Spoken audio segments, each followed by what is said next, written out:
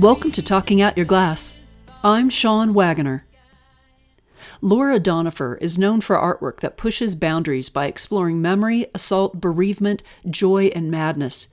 Celebrated for her innovative, colorful blown glass and flame-worked amulet baskets, the artist has been using glass as the primary medium in her work for over 40 years, all while teaching, promoting the glass arts worldwide, and producing her unforgettable glass fashion show. Donefer has produced 15 of her extraordinary fashion shows, many for the Glass Art Society. In fact, at Gasp Murano 2018, her remarkable and groundbreaking event included 33 glass costumes worn by models as they glided past thrilled onlookers through the canals of Murano, Italy.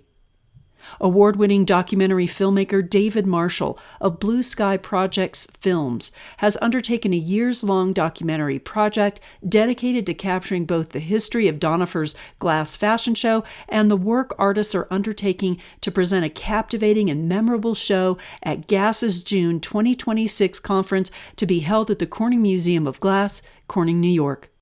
Writes Donefer's assistant and glass fashion show participating artist Jennifer Hand, 10 years ago this June, Rick Allen stepped onto a catwalk at the Corning Museum of Glass in a full astronaut getup accompanied by David Bowie's Major Tom and changed my life forever. I found my community in the rapturous throng of creative, compassionate, and collaborative humanity who cheered alongside me that night. Die-hard lovers of glass art united by the magnificent spectacle of Laura Donefer's glass fashion show. It was my first Glass Art Society conference, and though the days before the grand finale had been filled with inspiring content and exciting connections, nothing could have prepared me for the cascading emotions I felt witnessing the wild, weird wonder of the artists who had spent years creating costumes for this one-night-only performance. It would have been inconceivable to me at the time, but 2 short springs later, I danced in my own glass costume on Murano's Grand Canal to an equally exuberant crowd.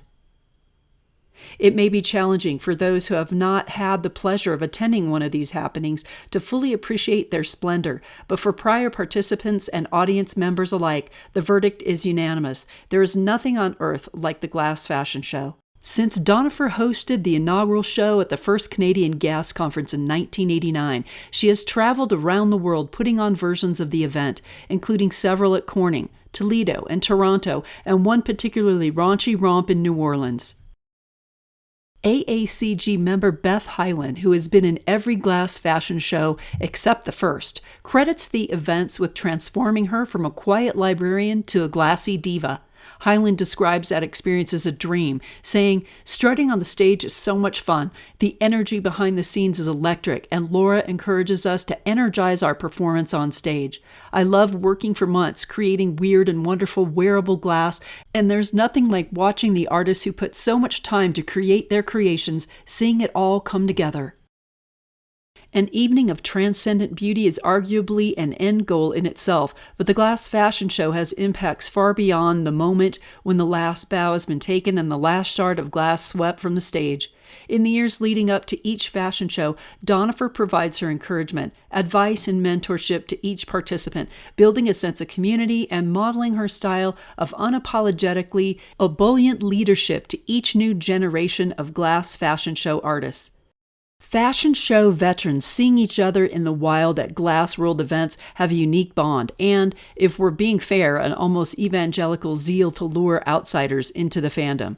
Neither Donefer nor the models and artists for the performance are compensated for their time, materials, or travel to participate. They work their glassy magic into exquisite wearable art out of sheer love of community and the desire to make the audience gasp in astonished joy. When Donefer delivers lectures on the history of the glass fashion show, she shares a multitude of stories from her decades leading this singular aspect of the glass field. Friendships made, injuries narrowly avoided, and institutional boundaries skirted. Profound storyteller that she is, her lectures are equal parts entertaining and educational, but alone they cannot tell the full story of this cultural phenomenon. Recognizing the magnitude of Donefer's contribution to the trajectory of the glass community, award-winning documentary filmmaker David Marshall of Blue Sky Projects Films has undertaken a years-long documentary project dedicated to capturing the glass fashion show. Marshall has begun filming interviews with Donefer and her participating artists, including teams from Murano, Hilltop Artists in Tacoma, and Project Fire in Chicago. Film crews will also be on hand in Corning this June to do cinematic justice to the detail and exquisite skilling of this year's costumes, which have been mandated by Donefer to be the most extravagant ever. Headpieces, footwear, and head-to-toe glass on every model.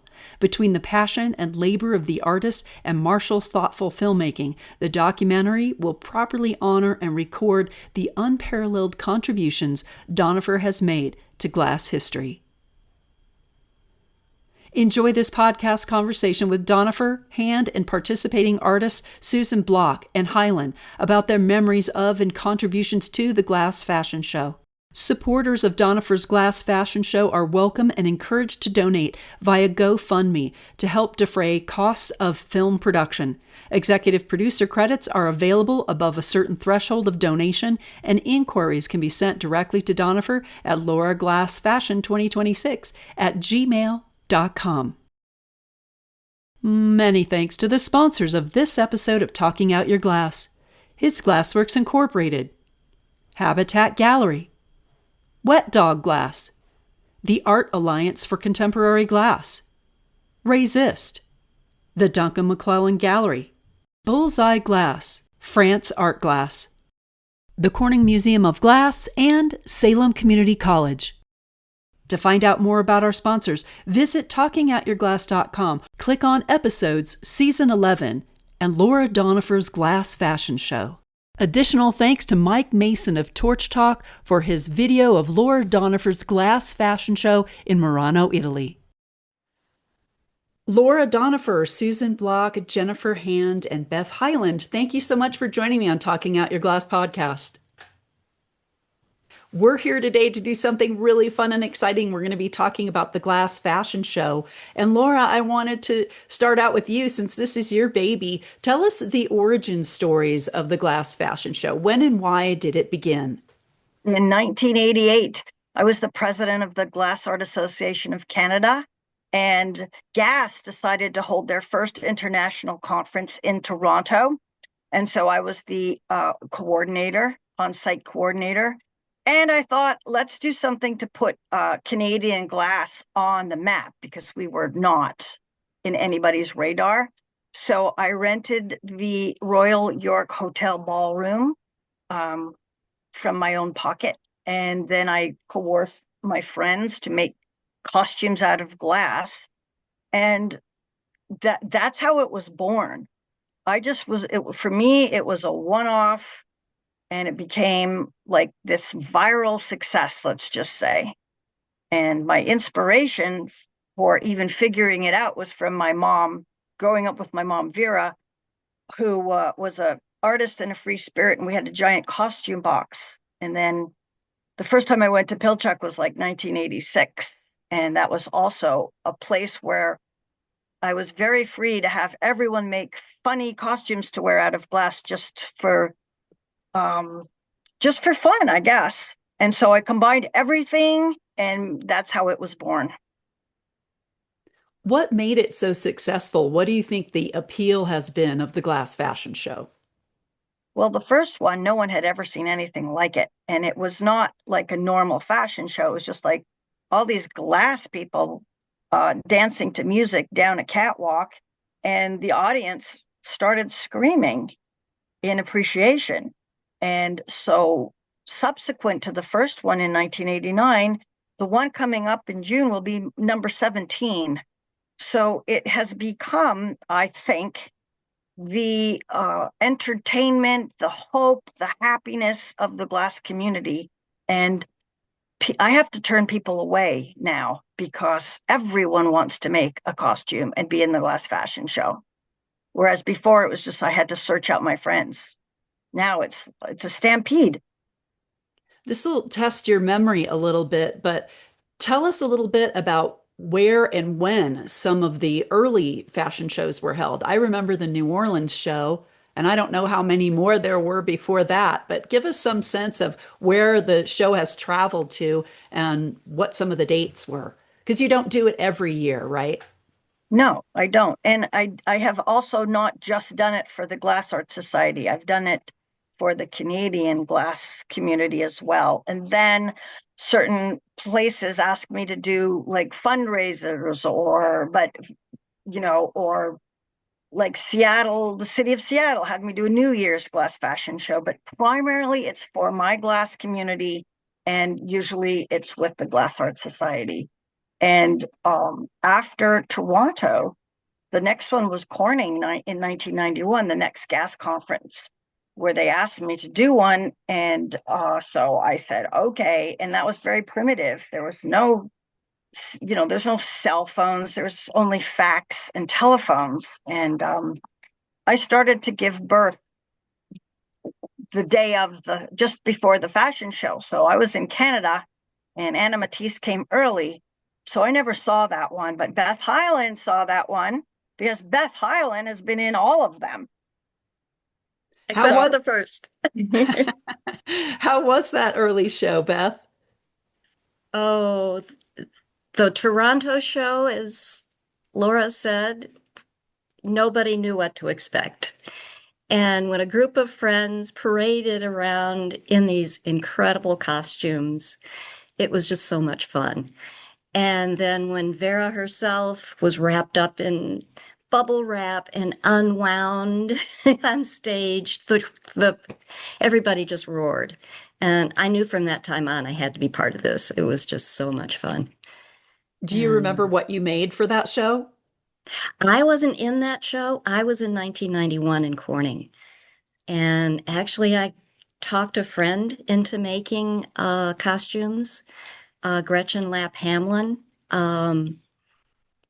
was making glass beads drawn at the furnace, and she made two costumes, one for each of us.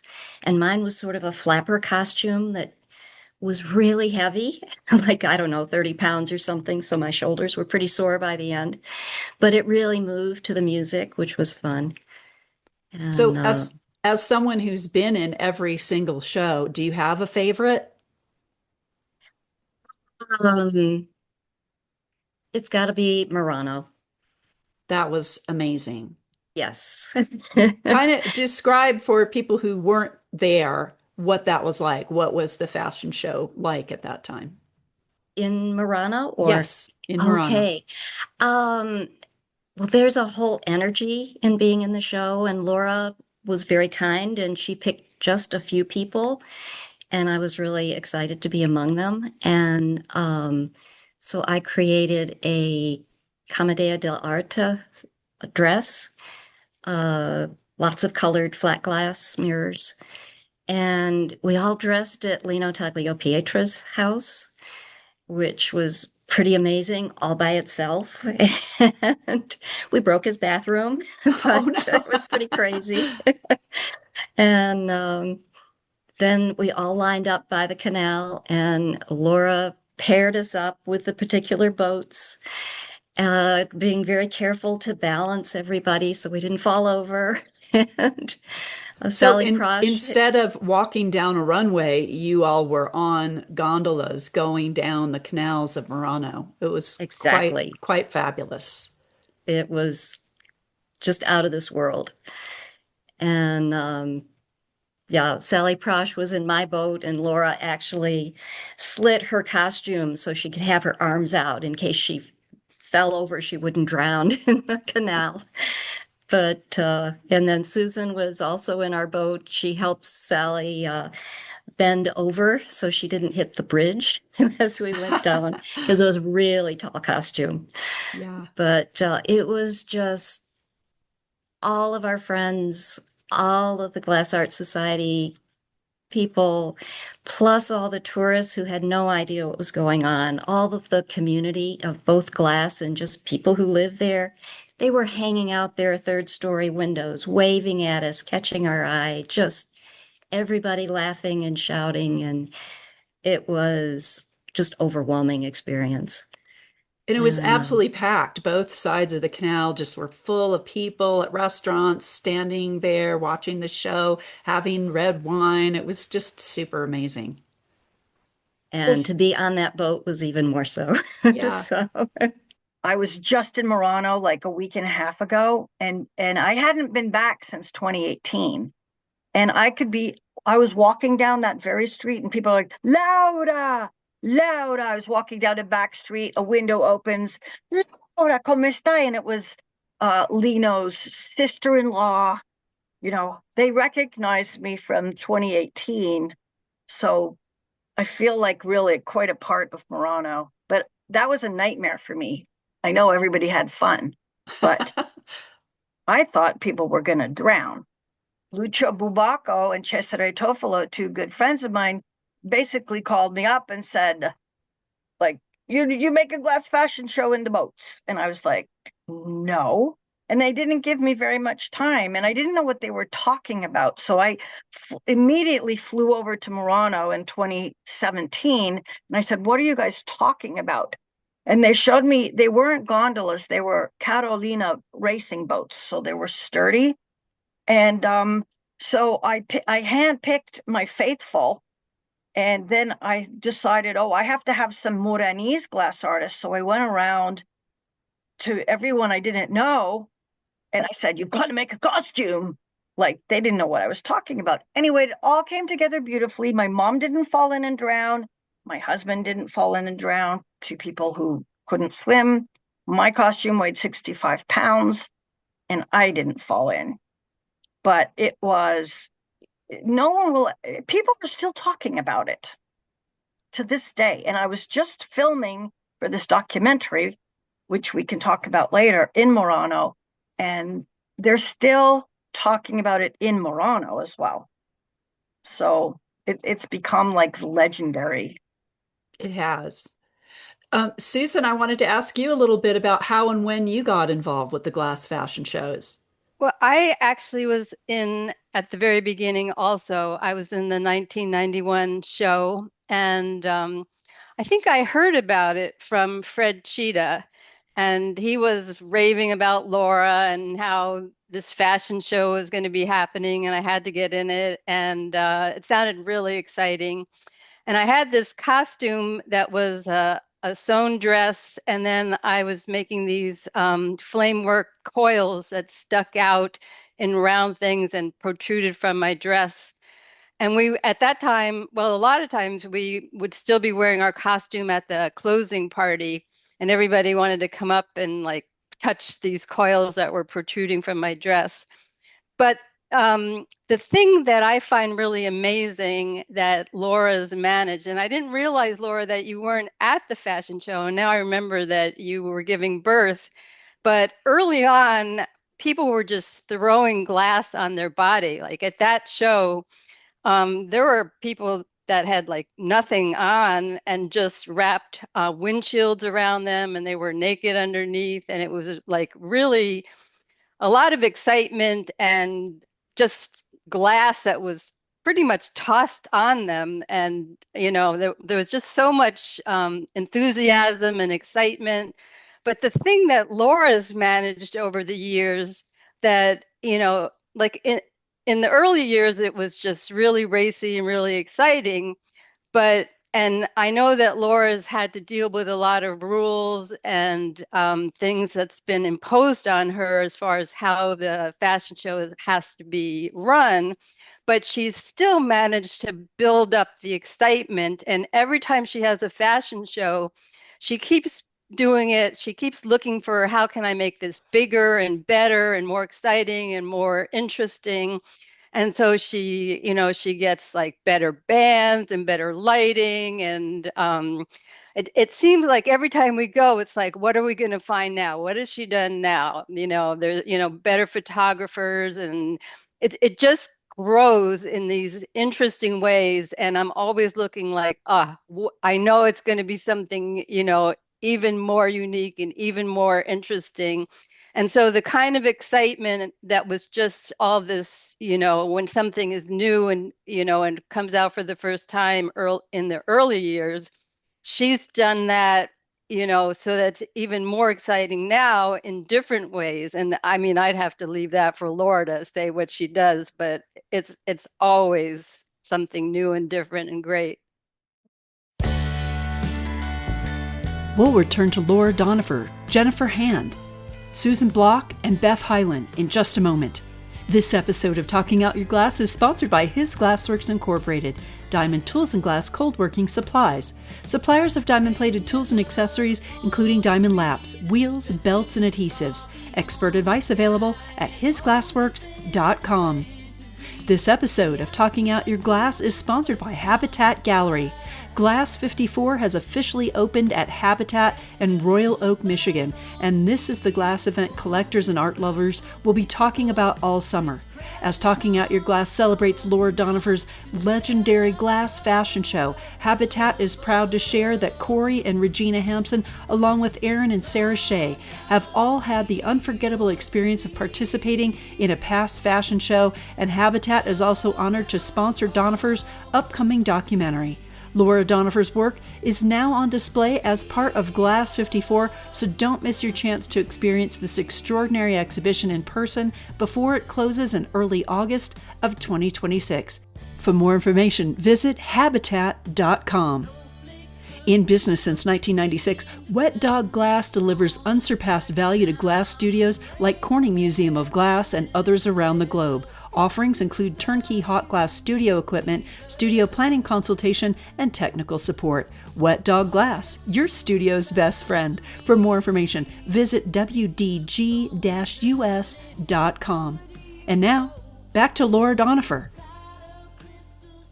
It's all volunteer, and I usually end up spending a lot of my own money because there is no money. So it's by the goodness of the people in the community who say, sure, I'll come out on stage and do a, guitar solo like Jason Johnson did with his glass guitar.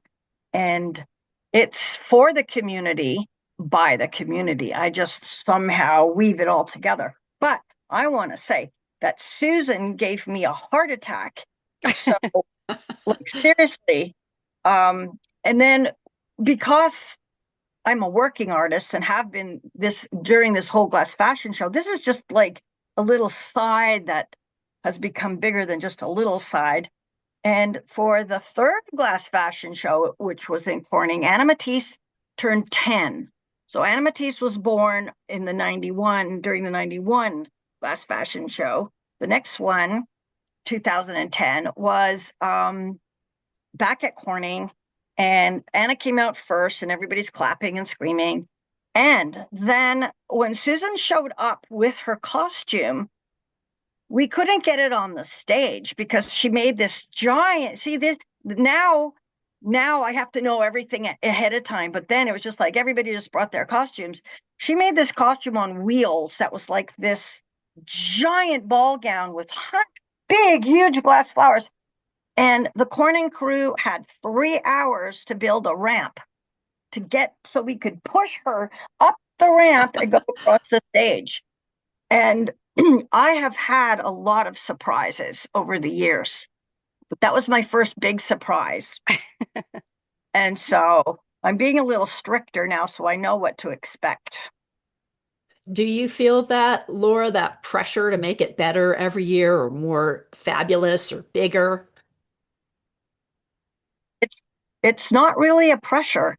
I want to do right by the people who are in the show. And in 2026, this is the one coming up. Without Jen Hand, I couldn't be doing this. So Jen, you weren't in the beginning shows, but Jen is she's the one I'm giving this to when I can't do it anymore, because this is one fabulous artist and very organized. And I don't even remember how you got involved. How did you get involved? I remember. So my first gas conference was Corning in 2016. And I really hadn't been blowing glass for that long before this conference. I had no idea what to expect. My professor at community college had said, "Oh, there's a conference. You should go." So I said, sure. I was a mother of young children. I was like just kind of testing the waters into like what being an artist in glass meant. And I was pretty much bewildered and, to be honest, a little lonely the whole conference. I didn't know anybody. And then that last night, the Glass Fashion Show, I was standing in the crowd watching Rick Allen walk out as, the spaceman, and I just started sobbing because I realized I'd found my community, this thing that I've been looking for so many years, and I knew it changed my life. And So less than a year later, Laura came to Norfolk, where I was a studio assistant at the Chrysler Museum, and did this really outrageous third Thursday. I think, Laura, was that the day after the evil one got elected? And we all just needed to have this major moment of catharsis. And we all had this incredible, very, very glass fashion show coded glass performance night. And I put on a ridiculous tutu outfit and danced on the top of like a huge staircase while flames were shooting out, to the point where I couldn't even hold the handles anymore because they got to be like 200 degrees, from the flame and the glass being ladled. And Laura said, "You are going to be in my next fashion show in Murano because you are just as crazy as me." I said, "Okay." So I spent the next 2 years making my costume for Murano, which was a giant pink glass unicorn. And that took me through a huge transition period in my life where I went through a divorce and a huge life change. And all the while, I had this amazing goal of being a part of the spectacle that had changed my life. And it really focused my energy and, my passion. And, yeah, it brought me incredibly close to Laura because I am eternally grateful for the way that your creation and your faith in me brought me through one of the hardest parts of my life into where I am now. So, yeah. So, what is your role now, Jen? How do you interface with the Glass Fashion Show? Yeah, so I am Laura's just personal assistant for all things glass fashion. It was a role that I started when I was still serving as the Glass Art Society's conference manager. It just made sense that I would kind of be her liaison. But when I left that role, there's no way that I was going to leave Laura out to dry. So I said, I'm just going to keep doing this. I'm just going to keep supporting you as a volunteer. And so I just, help manage the artists. I do the spreadsheets. That's my mostly my role. It's There's a lot of people who have amazing creative brains. Seeing some of the absolutely breathtaking work that, the photos which are still starting to roll in for the 2026 costumes, it consistently takes my breath away what people can do with this material in service of this event.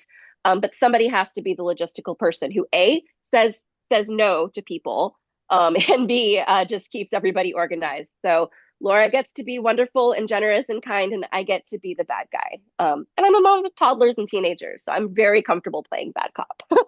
Yes, yeah. So my pink glass unicorn, which is sweet as candy, sharp as knives, was kind of, a little playful pushback on like the goblet and very masculine culture of, like Murano culture and goblet bro culture.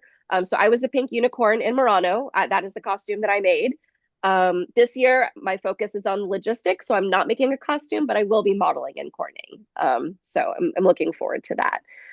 Because Laura, in addition to the service of the Glass Fashion Show, we are also kind of the designated dance party starters at the GAS conference. So, we know how to shake our tail feather down a catwalk or on a dance floor. Beth, what's been the most challenging piece you've made for the Glass Fashion Show? Or costume, I should say. I'm going to say the first one I made just because I'd never done it before. So I did a lampworked branch that twisted down the front of me and then the back, and figuring out how to get all of that to fit. And we actually did a practice fashion show for the Corning Museum of Glass for their members, and it broke on stage. So I had to then rethink the costume, put a hinge in it, and I was able to make it work that way. So it's constantly testing what you're doing, revising what you're doing, seeing what works on stage. How can you move, even though you've got all this glass surrounding you? What happens with your costumes after the shows? I have lots of boxes in the basement. Although occasionally, Laura will ask us to either be in another show or at Salem Community College, the International Flame Working Conference. I wore one of my costumes when she was talking about the fashion show and its history. One time I sent it off and somebody wore it at a different fashion show. So they do get recycled. And I'm going to recycle my Murano dress this time with additional embellishments. Has there ever been an exhibition of costumes from the shows? There was a small exhibit of maybe a dozen at the Corning Museum of Glass Shops. And that was really lucky for me because at that point, the Corning Museum of Glass Shop asked me to design a line of jewelry. So that really got my glass business started. That's great. There was also at the Tacoma Museum of Glass. So my costume, as well as, was it Leah? No, Leah, right? Laura, I think Leah DeWitt. It was Leah Allison from Revelstoke, British Columbia, and a Robert Minkoff costume made by Nancy Day Dubois was shown in the museum there. And the problem is, because I've been trying to get these costumes shown in museums, and museums say, well, we need 5 years lead time. And I had a meeting with Corning last time I was there a couple months ago, and I have a space for 2028 where I'll have to choose like 8 to 10 costumes of the absolute most thrilling costumes. So they will be on display. But I think it would be really nice if we could show it somewhere like Fashion Week or somewhere really, but I don't have the time to organize any of that at the moment. It's really time consuming to not only just organize it and then we troubleshoot. There's so many artists that write to me every single day, and also to Jen now, and we have to solve their problems. And there's lots of problems, and we have 15 countries represented, including Israel and including Turkey, this show, and trying to figure out how to get the costumes and the people to Corning. This is a whole different ball game, and a lot of people are nervous, I have to say. Yeah, me too. Oh, we've had so many weird things happen, like a costume got stuck at a border in between the US and Canadian border, and the man was freaking out, and I couldn't get them across the border, and I had to really troubleshoot that one. And he was screaming at me on the phone. He's stuck between Canada and the US. And when I was in the hospital, actually, Beth and Susan, who were in that 91 show, Corning called me and yelled at me because of the inappropriateness of the glass costumes, because I wasn't there, to say, no, you may not wear that piece, you may not wear those bowls on your breast with absolutely nothing on underneath. So, it was wild. Yeah. And they said pubic hair was showing and the public didn't like it. So Corning said to me, and this will be my 5th show at Corning, no pubic hair. That's on my contract. They obviously weren't at the New Orleans show because there was lots of New Orleans. That's not Corning. yeah. I may not show certain body parts. New Orleans, they said, do whatever you want. That was a fun show. There was a naked people yeah. on that stage, and everybody was just having the best time. We'll return to Laura Donefer, Jennifer Hand, Beth Hyland, and Susan Block in just a moment. This episode of Talking Out Your Glass is sponsored by the Art Alliance for Contemporary Glass. AACG is a leading resource for glass collectors, artists, gallerists, museum personnel, educators, and others on all things related to glass art. Its mission is to further the development and appreciation of art made from glass.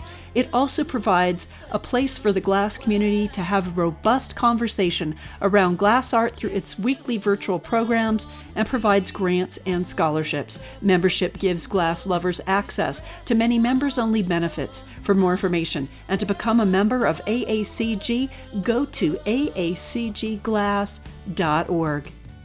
This episode of Talking Out Your Glass is sponsored by Resist. Resist provides businesses and artists with advanced sand carving equipment and sand carving films. The company also offers guidance and support through video tutorials, hands-on workshops, and online help as you expand your business. With over 40 years of experience, Resist has been a direct manufacturer of laserable films, photoresist films, custom mask stencils, and equipment serving the sand carving industry. For more information, visit resist.com. This episode of Talking Out Your Glass is sponsored by the Duncan McClellan Gallery of St. Petersburg, Florida, working with artists from around the world, promoting their contemporary glass sculptures through rotating exhibitions and offering hot glass and casting studio residencies and lectures through the educational nonprofit DMG School Project. Visit the gallery and its collections in person and online at dmglass.com. Now back to Laura Donefer. New Orleans, you had those gorgeous models. I remember them. They were and makeup artists, and New Orleans was really colorful and wild, and yeah, it was. The other thing that's really interesting and is backstage at the shows. You know, it's that's a thing unto itself. It almost would be great if the audience could see that, all the models getting dressed and talking to each other and looking at, putting on the makeup and putting on the costumes and just the logistics of it, because there's so much stuff. And you have to get it all on your body and and then get online and not crash into each other. It's really wild backstage too. Well, I think that's such a wonderful point, Susan. And that's like what is so incredible about this documentary, because it's going to be videoing all of the backstage chaos and beauty and joy, and also like all of the hours that people are spending literally around the world pouring into these costumes. There's never been this level of documentation of the fashion show before, and that's why it's so important. This documentary project is so important, because you're right, people do deserve to get to be a part of that experience too, and to witness all of that beautiful mess. And then also, like, Laura will send these letters every so often, which are fantastic, and reminding us, well, her letters are art pieces in themselves anyway, but then she'll say, now remember, you're going to be in your costume a long time, and you're going to have to be able to go to the bathroom, and remember this and remember that, and they're all such perfect reminders, because there's a lot of things that you have to think about when, not just in the making of the costume or the structure of your costume, but when you're wearing it, what you're going to have to be able to do while you have it on you. And Laura thinks about all those things and will send you, these thought out reminders in her very unique tone. So it's so fun. I love when I get one of those letters. And are the letters based specifically on the drawing or photo of your particular costume? No, they're letters to all the artists, everybody. And they're like, my dear artists, this is what's happening now, and remember, I mean, I can't even begin to put what Laura will put in a letter, but they're very unique, and they're very timely, and they have everything you need to be thinking about at the time you get her letter. And they're just perfect. And I'm like, oh, here comes another letter. I love it. They are emails now, which Right, is I'm in an email, right. yeah. Oh, But bless you, Susan, for actually reading them. I have to say that. Not all of the artists do. yeah, a lot of them I start, and of course Jen is helping me now, and I start with everything in giant capitals. Read this now, my darling glass fashionistas. And then I'm writing one right now, so it's going to go off in a couple days. But because artists are not that 100% organized, so I have to make sure, and I am not, and that's why Jen is so helpful to me. I have to remind people what they need to do, like every single letter, and then I say, read the whole letter. And then we have to troubleshoot, because then everybody calls and says, how do we ship it? How do we get there? Where do I stay?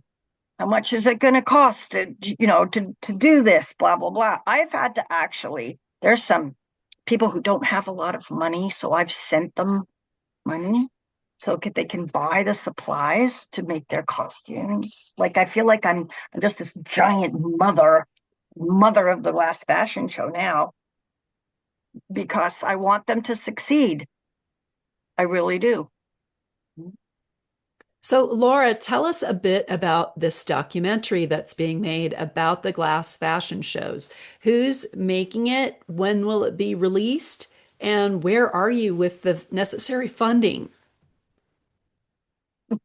Well, that's a great question. I'll try and be succinct. So, a few years ago, David Marshall of Blue Sky Films, he is a very well-known, he's won lots of Emmys, documentary filmmaker. And he called me up out of the blue and said, I want to make a documentary about you and your glass fashion show. And I said, well, that sounds cool. And so he started talking to me, and we started organizing it. And then basically, he wanted to focus on and tell a story. He's all about telling the story. So he's interweaving my interaction with these artists. So I've chosen maybe 10 or 12 amazing artists around the world, and we're focusing on them and their costumes. I've never seen anything like it. Never.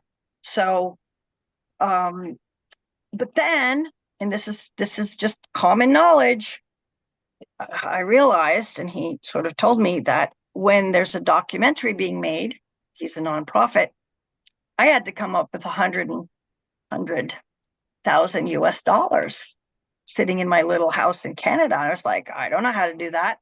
So Jen set up a GoFundMe, which was very successful, but that wasn't enough. I gave him my own inheritance after Vera passed, because she loved the glass fashion show so much. So I took that little chunk and I said, here. But then it still wasn't enough, because of all the travel. It's very expensive to do what David and I have been doing. And so I have raised almost 80,000 US dollars just by writing people and going after, my friends, the collectors and glass businesses. And I'm short about 20,000 for it's called pre-production. So unless I can raise that between now and the fashion show, that I have to pay that out of my own, which is why I can never retire. So at the same time, I'm trying to make glass, sell glass, get money, because I think it's so important. And the artists I've chosen, I mean, it was very hard because it's too big this year, but it's 110 costumes.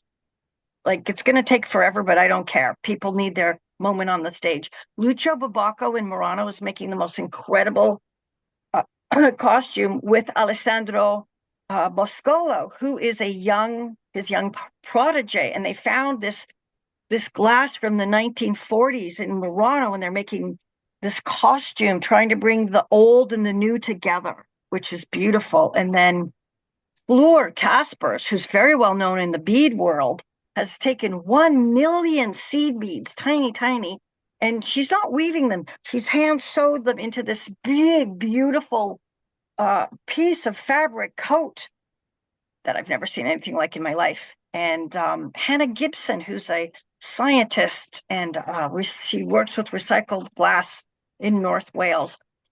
Her costume is she has taken all of the vials that are helping her stay alive with her cancer. She saved thousands of them. I saved the vials that helped my mom die in assisted suicide, which we have in Canada. So I gave her those. People from all over are giving her their glass that means something to them, really emotional. And she's turned each little vial or bottle or whatever into a tile. And she's numbered them all so she knows where everybody is, and she's trying to tell their story, and she's writing a book, and it's going to be on display in like hospitals. And I mean, she blew my mind. So I am, it chokes me up. Get so emotional about it. So the documentary is following me around the world, looking at these costumes and talking to these people. And I just came back from Morano and the Netherlands and Northern Wales, and literally, I'm speechless. The effort that people are making, and it takes them years. It's not just like, oh, I think I'll make a costume. It's like 500 hours, 1,000 hours, 2,000 hours later. And they have full-time jobs. And they don't necessarily get paid for those costumes they create, right? This is like you expend a lot of money. I mean, personally for Murano, it cost me $10,000 because I had to, and gas doesn't give me anything. So I had to like get costumes there. I had to get the costumes shipped. People have to ship. People have to like stay in hotels. It's like very expensive to be in a glass fashion show. It's not cheap, except for Beth this time because it's in Corning and she doesn't have to drive anywhere. That always works. Yeah. I am just saying that the documentary is going to be incredible. Next week, David Marshall and I were off to Seattle, quite a few Seattle artists, and we're off to LA to interview and see Corey Pemberton. Then Philadelphia, there because Jessica Jane Julius and at Tyler, they're making a recycled costume, and it's just going to be amazing. Does it have a title yet, Laura? No. So is the GoFundMe still active, or how can people donate and contribute to the fashion show documentary? It absolutely is still active. It is a live GoFundMe, and I'm happy to provide a link that could maybe go in the comments, in the description.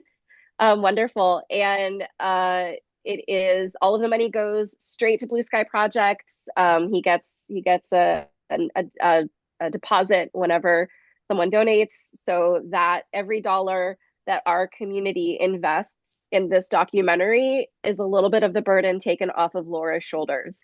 Laura has already done so much for the community, connecting people and bringing so much joy to the wide world of glass. So it is time for us as a community to really step up.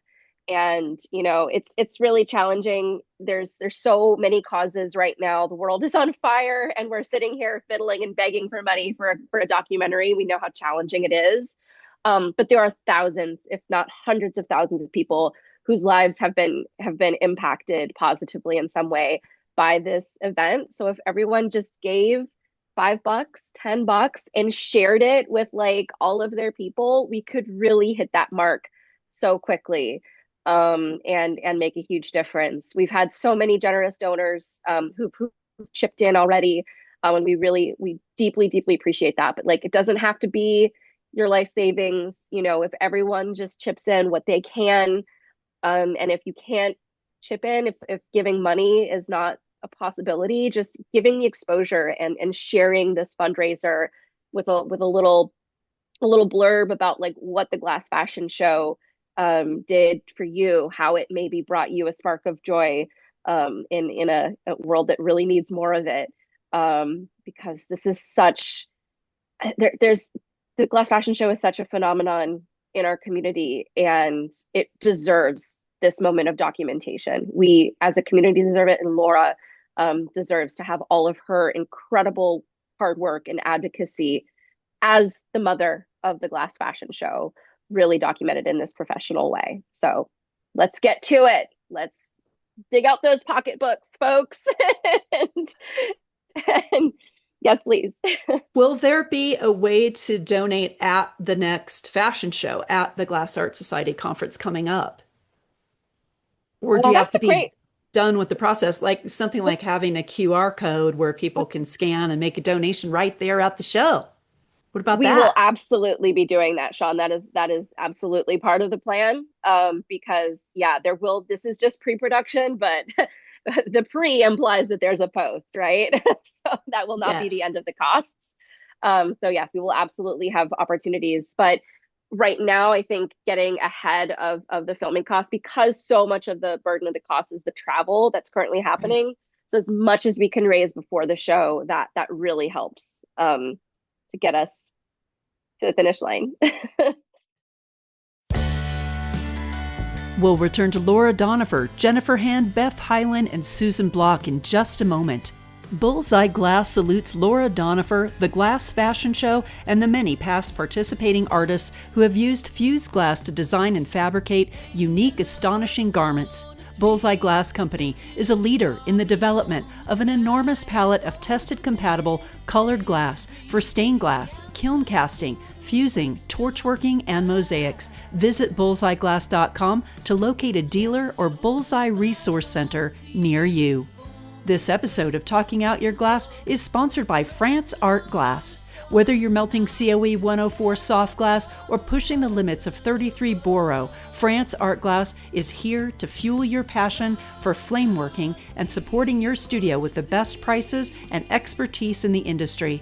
France carries a wide selection of Afetre, Creation is Messy, Vetrafond, Double Helix North Star, Troutman Art Glass, Cymex, tools and supplies. For more information, visit franceartglass.com.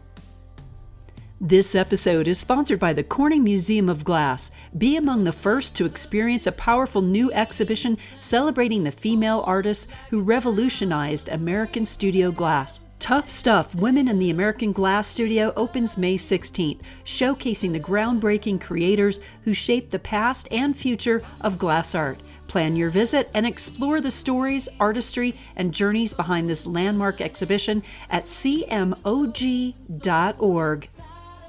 Salem Community College's Glass Education Center is home to associate degree programs in scientific glass technology and glass art, as well as non-credit glass workshops and special events, including the International Flameworking Conference. SCC glass students explore the medium's vast potential in the 20,000 square foot glass center with studio areas for flameworking, glass blowing, cold working, kiln working, and fabrication, all under one roof. Learn more at salemcc.edu/glass. And now, back to Laura Donefer. So who on this call is participating in the upcoming Glass Art Society Conference Fashion Show? Everybody, how fun. Can they talk about their creations, Laura, or do you want that to be a surprise? We can talk. Could give us a rough idea, Susan, of what you're making for the show. I am making a very fuchsia outfit that's covered with glass faces, and the hat is sort of a commemorative hat. My husband had died. He was always very excited about the fashion show and helped me a lot. And so I started with his face because I wanted to bring him with me. And then I also wanted to do Laura's mom, Vera, because she's always been such a big part of the show. And if I can say, then Laura told me that she was dedicating the show.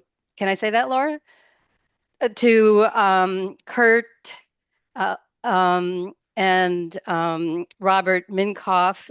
And so I thought, oh my goodness, I need to, bring them with it too. So my hat is going to be, all the people that were always a big part of the show. And so I've been working on portraits, but the other faces are not portraits.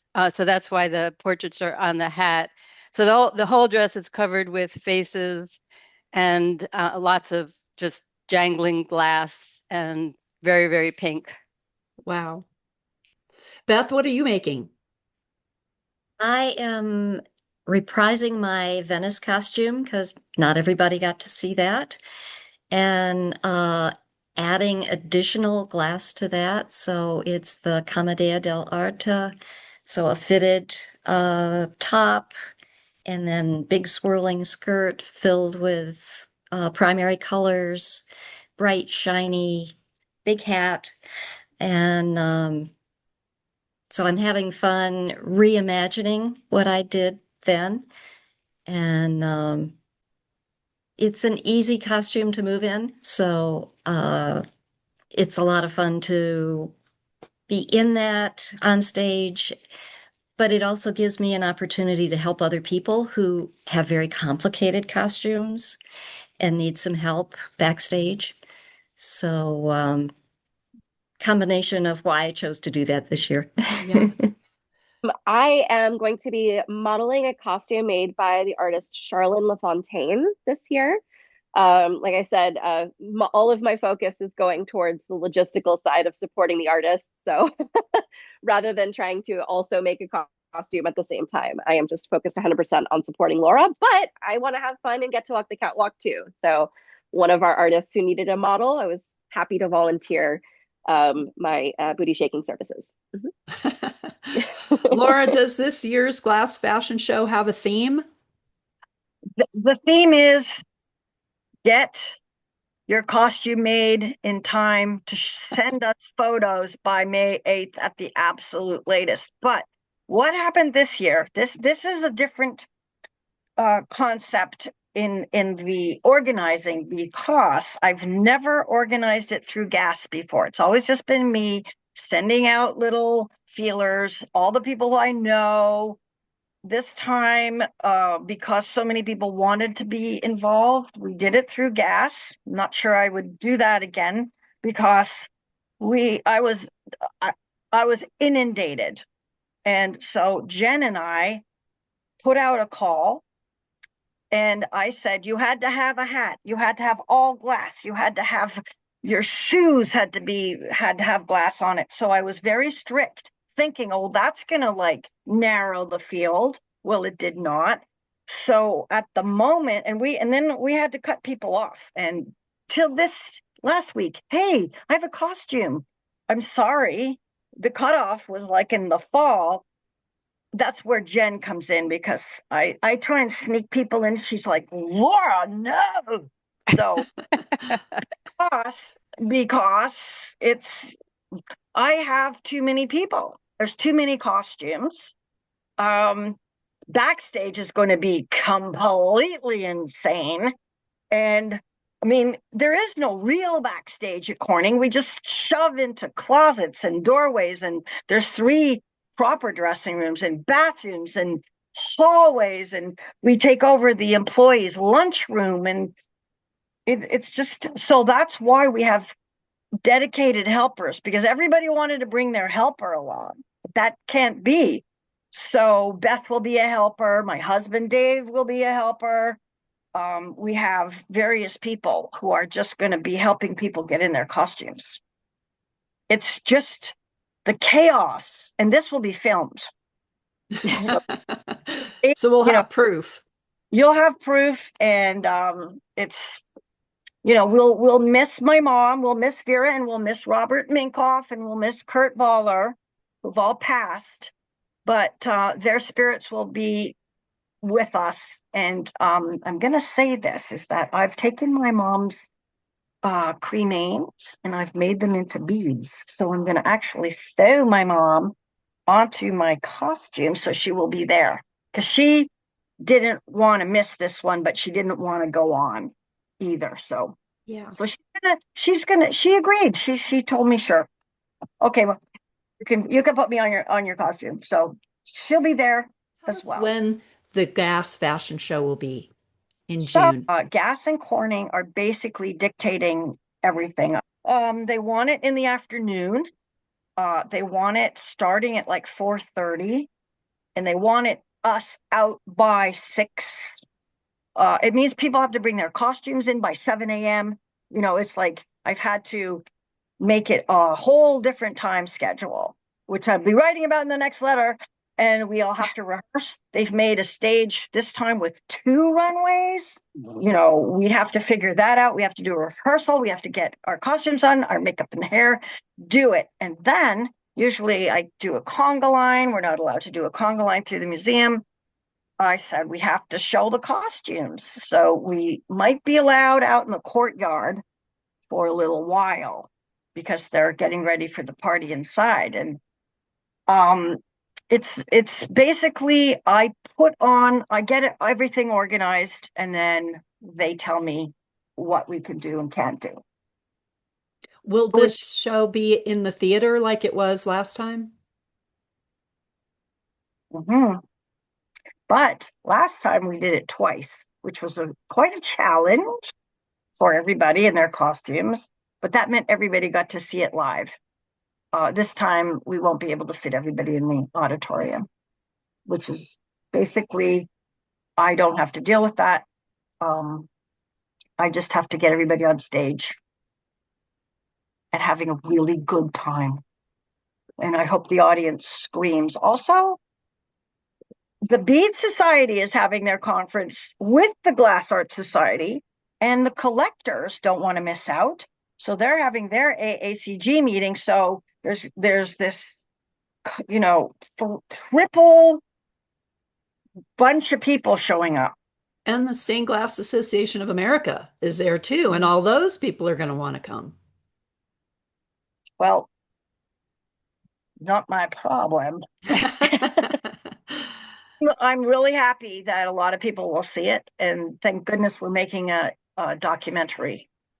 So it can, and David Marshall, who has won 8 Emmys, I think. He's been involved in Oscar-winning movies. He will take this movie to the Venice Film Festival and Sundance and TIFF in Toronto if we can, get it out there, which will be a huge for Glass. Will be a huge love fest and publicity for the joy of Glass. Beth, I would think the average person would think that glass and wearable art really don't go together. Can you speak to that a little bit? Actually, there's a long history of making fabric out of glass. It goes back to the 1600s in Italy.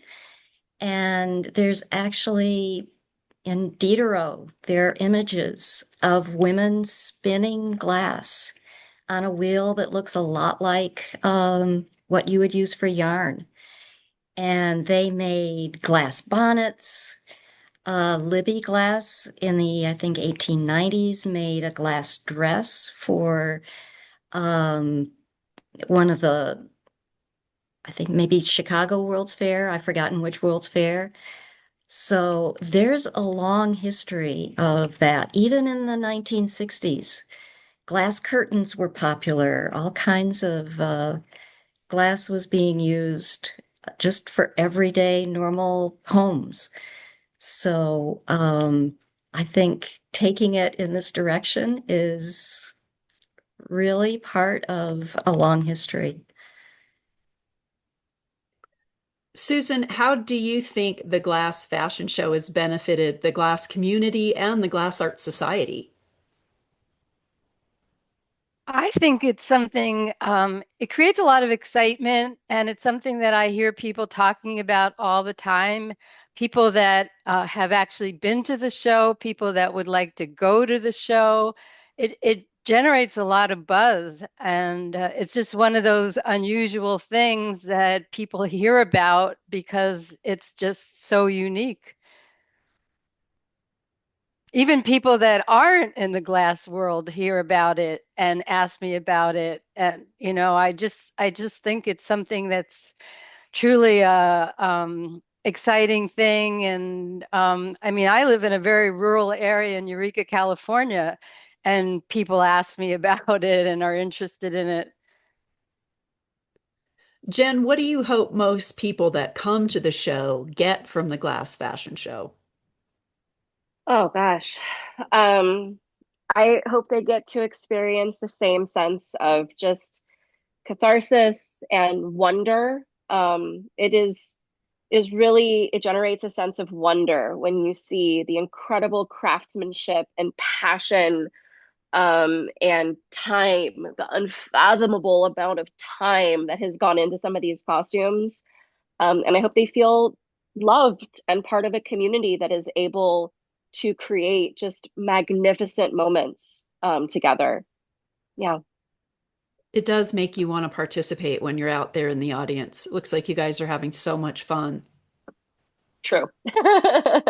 Laura, I'll let you have the last word on the documentary and why people should contribute to getting that film made.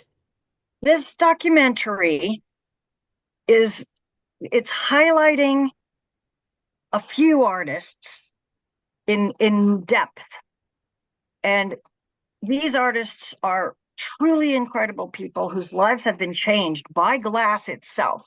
I mean, we're dealing with Pearl Dick has this incredible program, Firebird, in Chicago, where these kids that she's basically helped get through gun violence and really difficult lives, and they're all blowing glass. And she's like the grand, big heart of that community, and they're making costumes. I've been working with them for like 10 years, and they are so excited.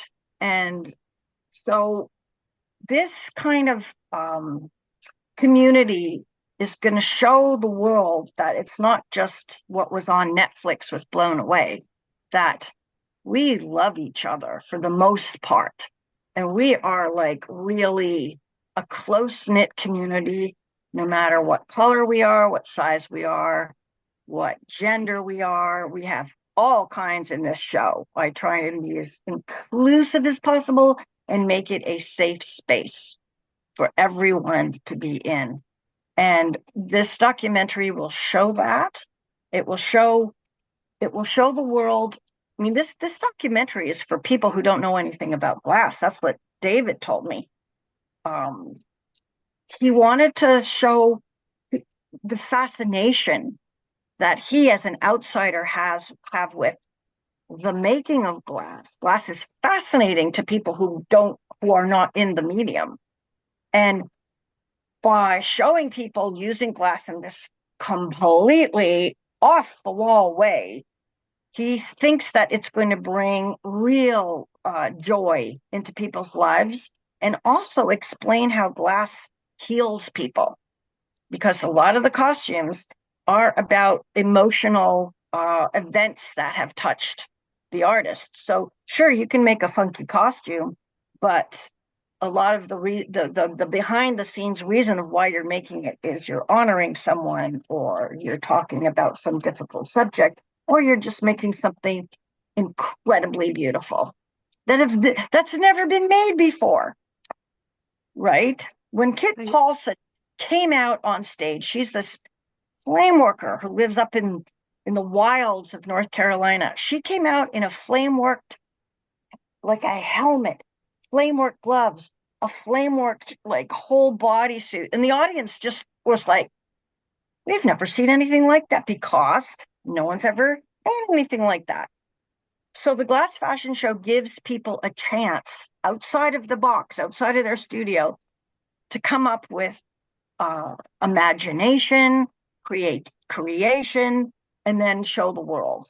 And it's going to put in the like Rakow Library and all over the world, showing what the Glass Fashion Show has been and will continue to be. I always say, this is my last one. And then, because it's like so much work, this is my last one. And of course it's not.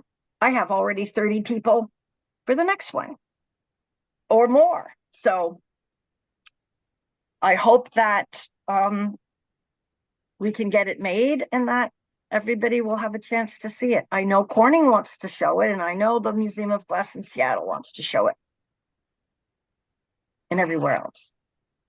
And I thank my community for being so welcoming to me. I'm a pest. I'm a real pest. Make a costume.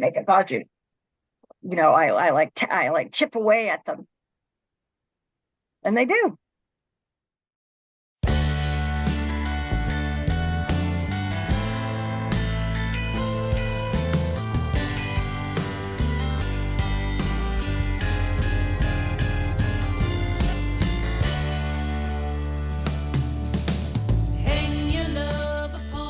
Thanks for tuning in to Talking Out Your Glass.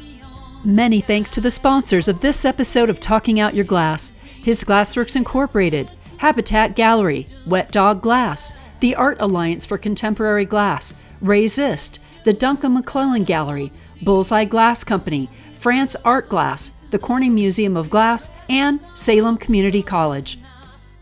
To find the direct link for Laura Donefer's GoFundMe, visit talkingoutyourglass.com. Click on Episodes, Season 11, and Laura Donefer's Glass Fashion Show. Please consider making a donation to this important glass documentary. Stay tuned for more great episodes of Talking Out Your Glass podcast, including Italian maestro Davide Salvadore and stained glass artist Jesse Olwin. Until next time, stay glassy.